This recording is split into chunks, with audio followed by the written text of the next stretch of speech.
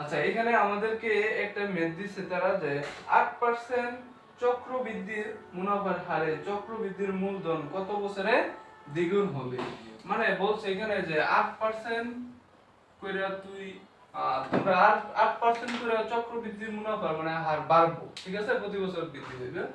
এই বৃদ্ধি পেতে পেতে কত বছর পর মূলধন আছে না, যে মূলধন আছে এই মূলধন দ্বিগুণ হইব। মানে আমরা সাপোজ 100 টাকা ব্যাংকে রাখলাম, এই 100 টাকা এই কয় পার্সেন্ট হারে, 8% হারে কত বছর পর দ্বিগুণ হইব, ঠিক আছে।